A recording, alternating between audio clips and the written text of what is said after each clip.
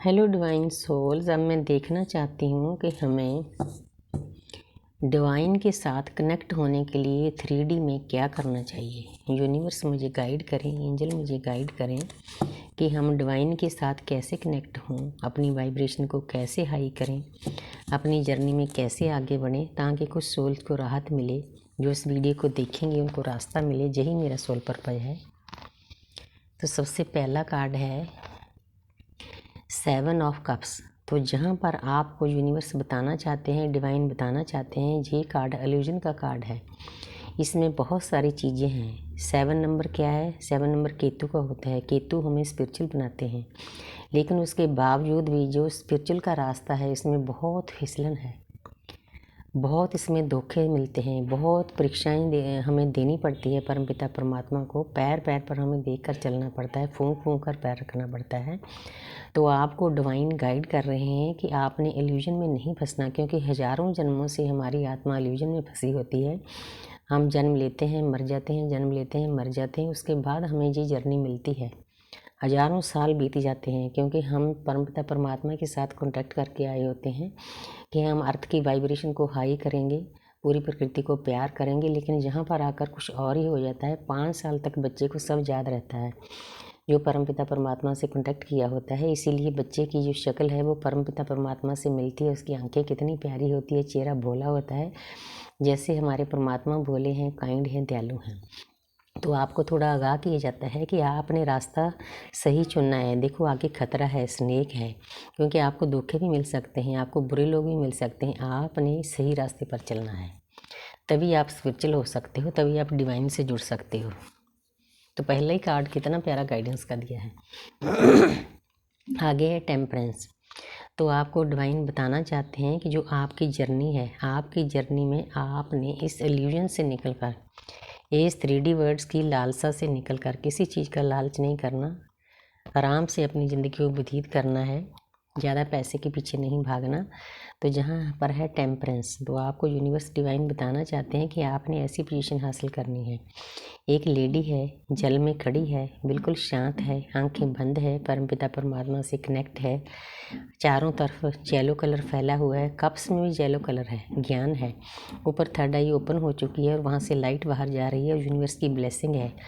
हमने डिवाइन से जुड़ने के लिए ऐसी पोजीशन हासिल करनी ही करनी है, तभी हम परमपिता परमात्मा के जो योद्धे हैं उनमें हमारा नाम जुड़ जाएगा। क्योंकि हमें परमात्मा ने ऐसे नहीं चुना है, हमारे ऊपर बहुत बड़ी जिम्मेदारी है। उनको पूरा करने के लिए हमें नेगेटिविटी से निकल कर ऐसा बनना है। हमने अपने मन को शांत रखना है। जब हम अपने मन को शांत रखेंगे, कोई भी नेगेटिव एनर्जी हमारे ऊपर अटैक नहीं करेगी, तभी हमारी पावर हाई होगी, वाइब्रेशन हाई होगी, परमपिता परमात्मा से मिले रहेंगे। बहुत प्यारी एनर्जी दी है। थैंक यू रेखी माँ, कितने प्यारे प्यारे कार्ड दे रहे हो।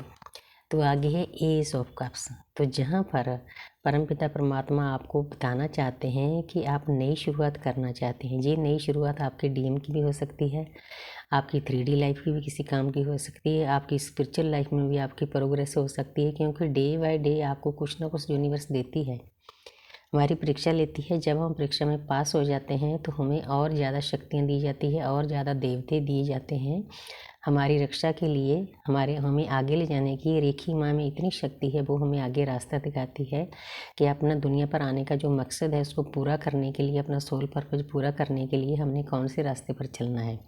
हमें हमेशा अरदास करनी चाहिए रेखी माँ को। रेखी माँ सुनती है, कोई दृश्य शक्ति होती है जो हर वक्त हमारे आसपास होती है।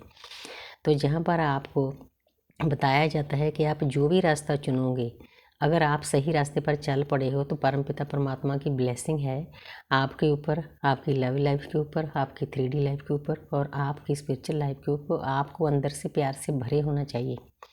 ये प्यार का कप अकेले डीएम के लिए नहीं, अकेले अपनी परिवार के लिए नहीं, पूरी प्रकृति के लिए। इस प्यार के कप को खुला छोड़ो, अपने हार्ट को ओपन करो, अनकंडीशनल लव करो पूरी प्रकृति को, तो यूनिवर्स आपको भर भर कर देंगी। तो आप डिवाइन के साथ कनेक्ट हो जाओगे। कितनी प्यारी प्यारी ऊर्जा मिल रही है।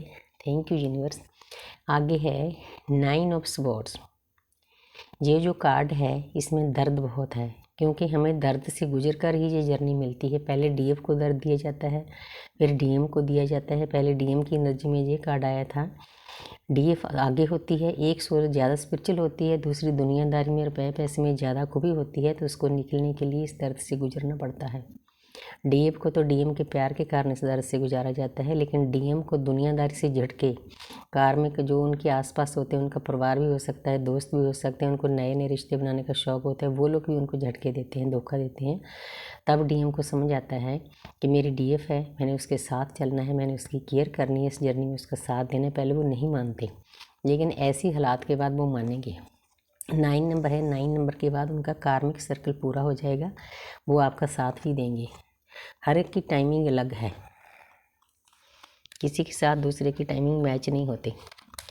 तो आगे है किंग ऑफ स्वॉर्ड्स। तो जहाँ पर पहले भी एक रीडिंग में आया था क्वीन ऑफ स्वॉर्ड्स, तो जहाँ पर किंग ऑफ स्वॉर्ड्स, ये डीएम की एनर्जी ज़्यादा है इसमें। आपके डीएम आपको बताना चाहते हैं कि मेरे में अब इतनी हिम्मत आ गई है कि मैं आपके साथ चलने के लिए तैयार हूँ। उन्होंने स्वॉर्ड उठा ली है। स्वॉर्ड उठाने का मतलब जहाँ पर किसी को सीधा ही काटना नहीं होता। अब वो आपको बताना चाहते हैं कि जो मेरे अंदर फियर थे, गिल्ट थी, मैंने सभी चीज़ों को निकाल दिया है।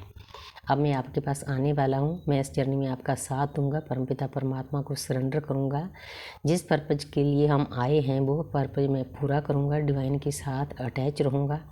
तो चाहे मेरे घर वाले रोकें, चाहे जो उन्होंने नए नए रिश्ते बनाए होते हैं वो लोग उनको रोकें, लेकिन वो नहीं रुकेंगे। अब उनमें इतनी ताकत आ गई है, उनमें अवेयरनेस आ गई है कि जो मेरी डीएफ है, जो मेरी आदि सोल है, मैंने उसके साथ चलना है। क्योंकि उसके साथ चले बिना उनको कहीं भी शांति नहीं मिलती, हीलिंग नहीं मिलती उनको, उनकी वाइब्रेशन हाई नहीं होती, वो उदास रहते हैं, डिप्रेशन में होते हैं। अब उनको समझ आ गई है, इसलिए आपने किसी बात की फ़िक्र नहीं करना। आपके डीएम कभी ना कभी देर सवेर आपके पास आएंगे। वो इंसान, क्योंकि आप ही का आत्मा का आधा हिस्सा है, वो कोई बगाने नहीं, आप ही हो। तो अपने आप से इंसान कितनी देर दूर रह सकेगा। लेकिन कुछ टाइम के लिए उनको झटके खाने ज़रूरी हैं। वो समझते नहीं। जब डीएफ उनको समझाती है उनकी बातों को, उनको ऐसे लगता है ये कोई पागल औरत है जो मुझे ये कह परमात्मा से जुड़ने के लिए बोल रही है, ऐसा करने के। लेकिन आस्ते आस्ते उनको ऐसे झटके मिलते हैं, ऐसे दर्द मिलते हैं ना उनको, तो यूनिवर्स समझा देती है, लो भाई चलो अपने रास्ते पर चल पड़े हैं। उन्होंने स्वॉर्ड उठा ली है, अब वो सीधे होके अवेकन होके आपके पास आएंगे। अगर आप अनअवेकन डीएम के साथ डील करोगे, उनको चेंज करोगे, वो इंसान आपको गाली गलौज करेगा, झटके देगा, आपको दर्द ही दर्द देगा, आपको हर्ट करेगा। क्योंकि वो भी मजबूर होता है। जब हमारे डीएम हमें हर्ट करते हैं, जितना हर्ट हमें मिलता है उतना हर्ट उनको भी मिलता है। परमपिता परमात्मा देते हैं उनको बदले में, लेकिन वो इंसान मजबूर होता है। हमारे टीचर होता है, हमारा मास्टर होता है, उसकी ये जिम्मेवारी होती है कि वो हमें समझाना चाहते हैं कि मेरी प्यारी डीएफ, मेरे पीछे मत भागो, जिस काम के लिए हमने दुनिया में जन्म लिया है वो काम करो। इसीलिए वो हमें झटके देते हैं, इसीलिए हमसे दूर होते हैं, सेपरेशन में डालते हैं, ब्लॉक करते हैं। मेन रीज़न ब्लॉक करने का यही होता है। लेकिन अब उनमें इतनी ताकत आ गई है, वो आपका साथ देंगे। Thank you universe, thank you angels.